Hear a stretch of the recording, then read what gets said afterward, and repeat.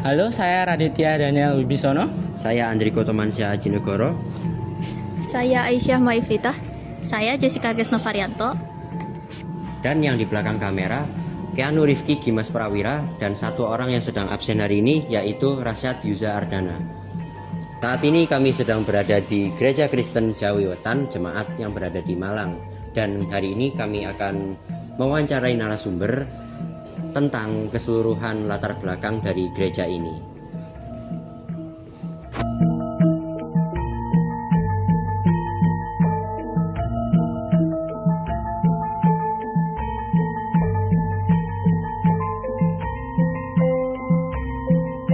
Jadi sebelumnya saya memperkenalkan diri, Ya. nama saya Pak Agus Yuwanto. Saya di sini sebagai bidang penata layanan. Jadi bidang penata layanan itu yang menata sarana prasarana ibadah, terus kemudian menyiapkan peribadatan, terus kemudian sebagai tim anggaran, tim kepegawaian. Tugas saya seperti itu. Oke. Yang pertama, monggo. Oke, itu yang Tadi saya jawab sepanjang saya bisa ya. Oke. Nanti kalau misalnya nggak bisa saya jawab, nanti akan saya konsultasikan dengan pengurus yang lain, pelayan yang lain, akan saya kasih jawaban lebih lengkap. Monggo. Buat pertanyaan yang pertama, Nggih.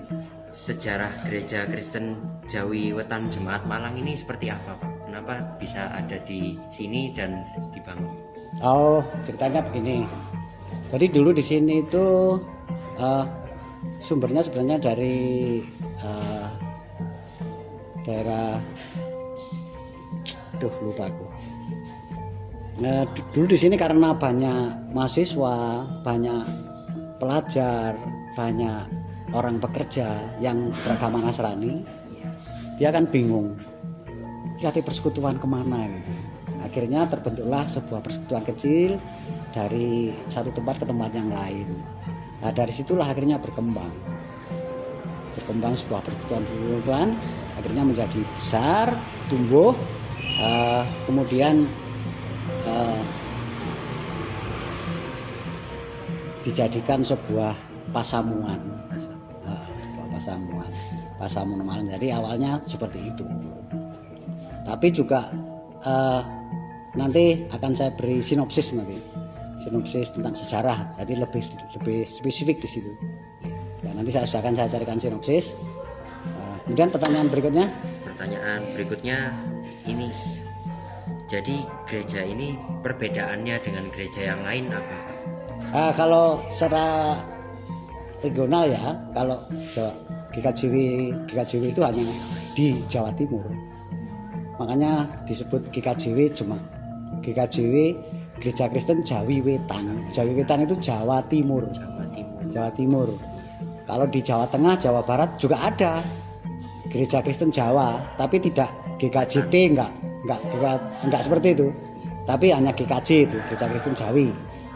Di Jawa Barat juga Gereja Kristen Jawi, tidak ada embel-embelnya Timur seperti di sini. Tapi yang beribadah di sini pun bukan hanya orang Jawa.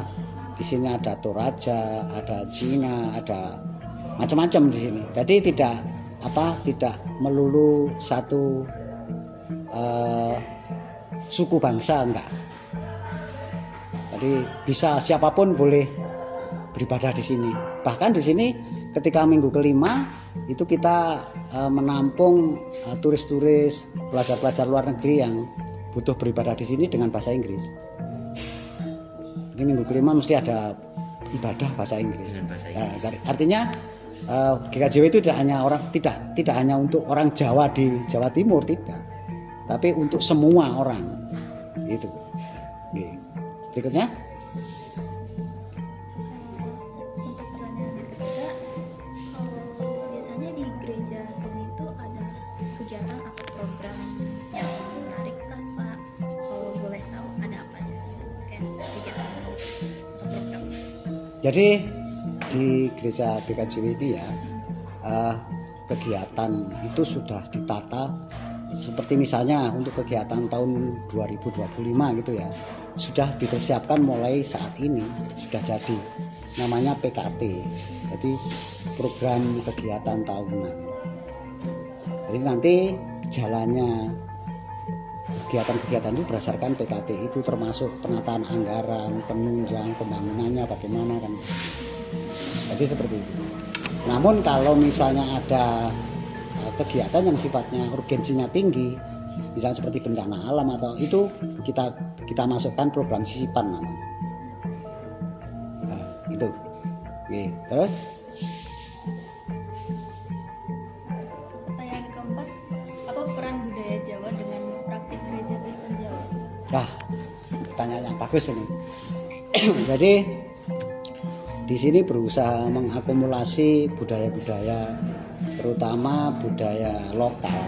Nah, jadi seperti gamelan itu musiknya kita pakai ketika Natalan, ketika Paskah. Kemudian seperti budaya-budaya gotong royong gitu ya, budaya lokal, kearifan lokal itu kita masih tetap pertahankan. Contoh misalnya kita mau mengerjakan kerja bakti itu ya, jadi nggak hanya menunjuk 1-2 orang, tapi kita umumkan besok hari ini kerja bakti. Jadi seperti itu. Jadi kita coba tetap membangun dan melestarikan namanya budaya lokal, kearifan lokal. Kalau kita kan orang Indonesia kan terkenal gotong royong gitu ya, gotong royong. Jadi nggak semua harus diprogramkan dengan uang, tapi ada program-program yang memang seperti itu. Bahkan di sini hari Jumat itu seperti hari ini ya, hari Jumat itu kita umumkan, ini sudah menjadi tradisi di sini. Setiap hari Jumat itu kita kerja bakti. Apa-apa yang mungkin perlu dibenahi atau mungkin ada sampah yang berserakan atau apapun yang bisa kita kerjakan pada hari Jumat. Dan warga jemaat boleh mengambil bagian di situ. Ini adalah bagian dari kearifan lokal, budaya kita, sing gotong royong. Kemudian juga rasa di sini sebuah keputusan itu nggak ada namanya keputusan pribadi. No way, keputusan pribadi. Jadi segala sesuatu yang ada di sini itu sifatnya keputusan kolektif. Jadi ada tim anggaran, ada tim kepegawaian, ada komisi musik gereja. Di situ ada dibagi pos-pos seperti itu. Nah itu nanti seperti misalnya lagu apa saja misalnya yang mau ditampilkan pada minggu besok, itu ada namanya tim liturgi. Nah, itu ditata sedemikian rupa, kita sesuaikan dengan tema, kita sesuaikan dengan kalender gerejawi, seperti itu. Jadi kita sudah berusaha tetap melestarikan dan menumbuh kembangkan budaya yang ada. Oke, berikutnya. Nah, dari kan tadi banyak budaya ya. Itu menurut Bapak apakah ada tantangan yang dihadapi untuk mempertahankan identitas tersebut, Pak? Ya ada, pasti ada itu. Apalagi dengan gaya generasi sekarang ini kan kita banyak tantangan. Ketika misalnya kalau ada acara seperti Natal misalnya, mungkin nanti musiknya kita pakai gamelan. Itu pasti ada pro kontra. Mungkin ada yang kita pakai full band saja. Nanti kita pakai ini aja, kan gitu biasa toh. Tapi kita tetap dalam konteks musyawarah bagaimana jalan keluarnya yang terbaik. Dan itu kita sesuaikan dengan tema, dengan gerejawi.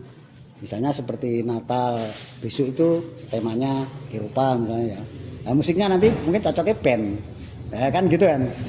Kalau misalnya temanya seperti dari Eropa misalnya tema kalau kita ngambil gamelan kan nggak masuk. Jadi seperti itu. Kita supaya sinkron gitu, termasuk tema, termasuk nanti ayat-ayat yang diambil. Jadi gitu.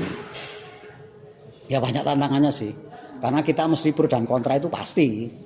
Namun dalam hal ini sebuah tantangan itu tidak menjadi hambatan, tapi menjadi berkat. Menjadi berkat dan menjadi indikasi bahwa gereja itu bertumbuh, gitu. Bertumbuh. Kalau misalnya ayo gini, yo itu nggak tumbuh sebenarnya. Tapi justru dengan tantangan-tantangan, misalnya, wah aku pengen gini, nah, itu menandakan bahwa gereja itu tumbuh. Contohnya misalnya seperti sekarang hujan misalnya, ayo berangkat udan, kan nggak sama kan? Iya. Tapi satu hal lagi yang penting, bagaimana jalan keluarnya yang terbaik. Nah, gitu.